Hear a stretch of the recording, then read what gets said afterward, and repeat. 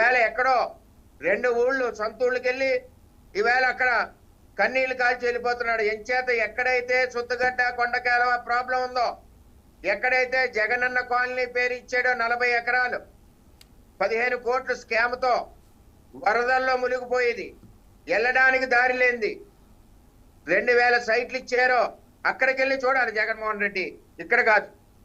అది చూస్తే ఈవేళ వాళ్ళకి మంచినీళ్లు మనం పట్టుకెళ్ళలేని పరిస్థితి.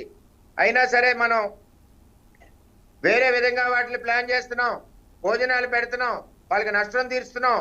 నువ్వు ఆ వరదల్లో ఇల్లులు ఎలాగిచ్చావు? జగనన్న కాలనీలన్నీ కూడా పిఠాపురంలో నీటిమయం కమిషన్ల కోసం ఈయన ఇచ్చాడు. ఆ విధంగా పిఠాపురాన్ని నష్టపరిచారు. ఈవేళ వరదలకి మునిగిపోవడానికి ఈ కార్యక్రమాలకి జరగడానికి ముఖ్య కారణం జగన్మోహన్ రెడ్డి. ఓకే వర్మ గారు, గతంలో దీనికి సంబంధించి మీరు ఏదో పాదయాత్ర కూడా పిలుపునిచ్చినట్టున్నారు కదా? ఇచ్చాడు. ఓకే, ఒక్క నిమిషం అండి, అది కూడా ఆ విజువల్స్ కూడా మన దగ్గర ఉన్నాయి, ఒకసారి ప్లే చేద్దాం. అది ప్లే చేయండి అమ్మా, అప్పుడు ఏం జరిగిందని.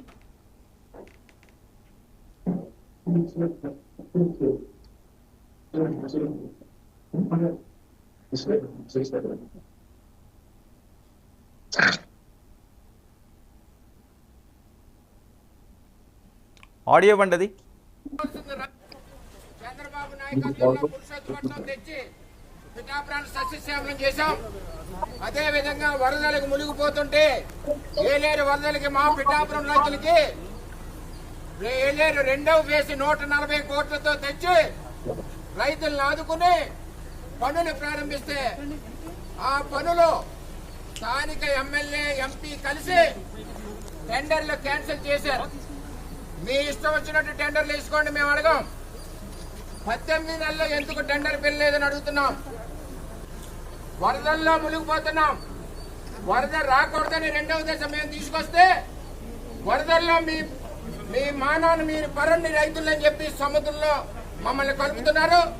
మేము సముద్రంలోకి వరద నీరు కలిపితే మీరు ఆ వరద నీరులో రైతులు కలిపారు. మేము ఒకటి అడుగుతున్నాం, ప్రభుత్వం దృష్టిలో పెట్టడానికే మేము ఈ పాదయాత్ర చేస్తున్నాం. ప్రభుత్వానికి వినిపిస్తాం. తక్షణం కూడా ఫేజ్ 2 2వ దశ పనులు ప్రారంభించండి, మా రైతులను ఆదుకోండి. మొన్న 23,000 క్యూసెక్కులు ఎంపీ ఎమ్మెల్యే అసమర్థత వల్ల మా పిఠాపురానికి వదలడం వల్లే మేమంతా సర్వనాశనం అయ్యాం. అటువంటి రైతన్న కోసం పాదయాత్ర చేయకూడదండి. పోలీసులతో అడగదొక్కుతారా? పోలీసులను ఎంతమందిని పెడతారు మా మీద? రైతులు ఎంత ఇబ్బంది పడుతున్నారు పిఠాపురాన్ని. ఎట్టి పరిస్థితుల్లోనూ కూడా రైతుల పక్షాన ఉంటాం. మీరు ఎన్ని అరెస్టులన్నా చేయండి, కేసులు పెట్టుకోండి. మేము ప్రభుత్వం దృష్టి పెట్టి ప్రభుత్వాన్ని దండం పెట్టి అడుగుతున్నాం, రిక్వెస్ట్ చేస్తున్నాం. మీరు ఎట్టి పరిస్థితుల్లోని ఏలేరు 2వ దశ ప్రారంభించండి. అది టీడీపీ అయ్యల్లో వచ్చింది కదా అని రద్దు చేయడం కాదు. ఇక్కడ కావాల్సింది రైతులు. జెండాలు 2 పక్కకు పెడదాం. దమ్ముంటే ఎమ్మెల్యే కూడా ఎంపీ కూడా నాతో పాదయాత్ర రండి, జెండాలు పక్కకు పెట్టి ప్రజలకు మేలు చేద్దామని చెప్పి నేను తెలియజేస్తాను. ఓకే, మీ అరెస్టులు అవి జరిగినాయి అండి? అప్పుడు అరెస్టులు జరగడం, మా మీద 4 కేసులు పెట్టడం కూడా జరిగింది. ఎంచేదంటే సమస్యని పైకి ఎప్పుడు కూడా జగన్మోహన్ రెడ్డి ఎక్స్పోజ్ చేయనీలేదు. కేసులతో దాన్ని తొక్కేయడం, ఉక్కుపాతతో తొక్కేయడం జరిగింది. ఆయన కాపు నేస్తానికి వచ్చినప్పుడు కూడా మేము ఉన్న పోలీసులు మమ్మల్ని ఆపేశారు. రిప్రజెంటేషన్ వెళ్ళడానికి కూడా మాకు అప్పుడున్న ఎస్పీ కానీ కలెక్టర్ కానీ అనుమతి ఇవ్వలేదు. రిప్రజెంటేషన్, రైతుల రిప్రజెంటేషన్. ఇక్కడ కాపు నేస్తంలో నేను ఆధునీకరణ చేస్తానని చెప్పి మాట ఇచ్చాడు ఆయన. 2 నెలల్లో మొదలెడతానని చెప్పి మాట ఇచ్చి ఆ మాట కూడా నిలబెట్టుకోలేదు. అంటే 176 కోట్లతో అయిపోయే ప్రాజెక్టు ఈవేళ 850 కోట్ల రూపాయలకి టెండర్ ఎస్టిమేషన్ జరిగింది. అంటే దాన్ని బట్టి ఈ ప్రభుత్వానికి ఇటువంటి ఎంత అన్యాయం చేశాడో జగన్మోహన్ రెడ్డి అని చెప్పి నేను తెలియజేస్తా ఉన్నా. మరి చంద్రబాబు నాయుడు గారిని కోరితే ఈ ప్రాజెక్టు ఎట్టి పరిస్థితుల్లోనే నేను చేసి తీరుతానని చెప్పి ఆయన మాట పూర్వకంగా కూడా నా సీటు సమయంలో పబ్లిక్ మీటింగ్ లో మాట ఇచ్చారని చెప్పి మీకు తెలియజేస్తాను. ఓకే, ఇది ప్రశాంతంగా ఈ టూర్ జరిగే పరిస్థితి అయితే కనిపిస్తున్నదా అక్కడ? ఎందుకంటే జనసేన వాళ్ళు కూడా చాలా ఆగ్రహంగా వ్యక్తం చేస్తున్నారు. రైతులు తిరగబడుతున్నారు ఎక్కడక్కడ కూడా. దాదాలు సెక్యూరిటీ, ప్రైవేట్ సెక్యూరిటీ ఉంది, ఎవరిని వీడియోలు తీయట్లేదు. అంతా రైతులు తిరగబడతారు. ఎంత తిరగబడరు? అంతా జలమయం అయిపోయింది. జగన్ వల్ల జలమయం అంతే. టోటల్ మునిగిపాటు బుడమేరు మునిగిపోయింది, విజయవాడ అంతా. ఇటు ఏలేరు కింద 5 నియోజకవర్గాలు మునిగిపోయినాయి. ఇంకా ఏది ఉన్నా సరే అన్ని కూడా అతను పట్టించుకోకుండా అశ్రద్ధతో ఓన్లీ లిక్కర్ వ్యాపారం మీద ఆధారపడడం వల్ల వచ్చిన నష్టాలన్నీ ఇవన్నీ. సో మన పవన్ కళ్యాణ్ గారు కూడా ఆ ప్రాంతానికి రావడం జరిగింది. పవన్ కళ్యాణ్ గారు కూడా అక్కడ హామీలు ఇవ్వడం జరిగింది. మరి వెళ్ళిన తర్వాత దీనికి సంబంధించి ఏమైనా వర్క్ చేస్తున్నారండి?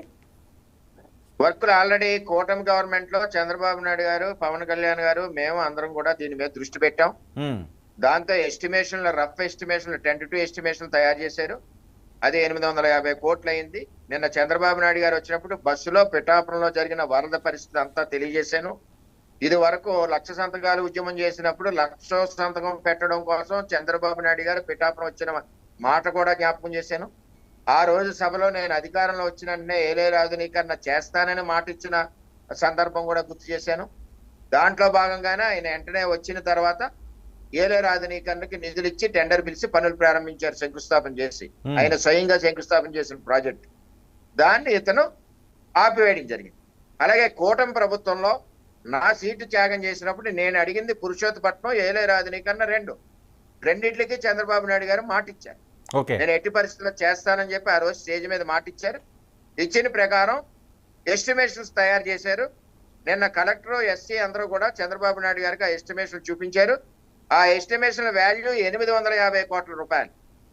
వెంటనే దీనికి టెక్నికల్ టీం అందరితోటి మాట్లాడి కూటమి గవర్నమెంట్ లో ఈ ప్రాజెక్టు మనం చేద్దామని చెప్పి సానుకూలంగా చంద్రబాబు నాయుడు గారు నిన్న కూడా బస్సులో వరద వివేచన చేయడానికి వచ్చినప్పుడు మాట ఇవ్వడం జరిగిందని చెప్పి తెలియజేస్తా ఉన్నాం. ఓకే, ఇప్పుడు పరిస్థితి ఏంటండి? గత 3 రోజుల క్రితం వేరు, ప్రస్తుతం వర్షాలు అవి లేవు కాబట్టి ఇప్పుడు అంతా నీరు మాక్సిమం తగ్గిందండి. థాయిలాండ్ లో 1-2 విలేజ్లు తప్పితే మాక్సిమం నీరు తగ్గింది. ఓకే, కలెక్టర్, జిల్లా అధికారులు, ఎంఆర్ఓలు అందరూ కూడా ప్రజల ఎన్విరాన్మెంట్, ఇది వ్యవసాయ నష్టం ఏం జరిగిందో దాని పనిలో ఉన్నారు. అలాగే చేనేత కార్మికులకి ఏం నష్టం అయిందో, ప్రతి పేదవాళ్ళకి ఏం నష్టం అయిందో,